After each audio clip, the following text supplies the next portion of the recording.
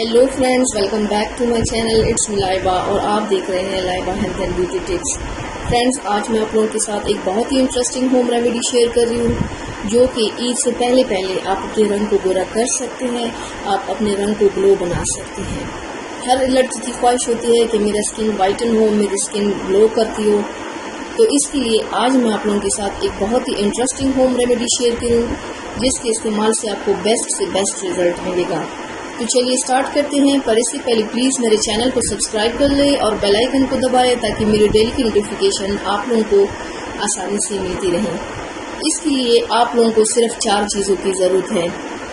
बेसन 2 चाय के चम्मच, दही 1 खाने का चम्मच, शहद 1 खाने का चम्मच और टोमेटो पल्प 1 खाने का चम्मच। आप लोगों ने क्या करना है, एक खाली बाउल लेना है, उसमें आपने बेसन डालना है, दही ऐड करना है साथ और टोमेटो पल्प ऐड करना है। अब इसके साथ 1 चम्मच शहद मिलाना है। अब इन सारी चीज़ों को अच्छी तरीके से मिक्स करना है। ये देखो बिल्कुल यकजान हो गए हैं, ये एक स्मूथ शक्ल में आ गए हैं, बिल्कुल स्मूथ पेस्ट बन गए हैं।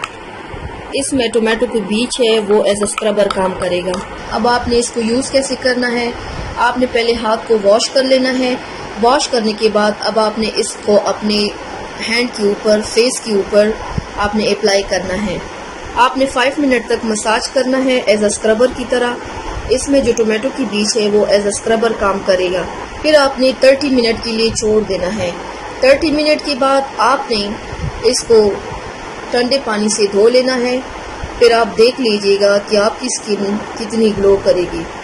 ट्राई ज़रूर कीजिएगा, मुझे फीडबैक ज़रूर दीजिएगा। मेरे चैनल को सब्सक्राइब करना मत भूलिएगा।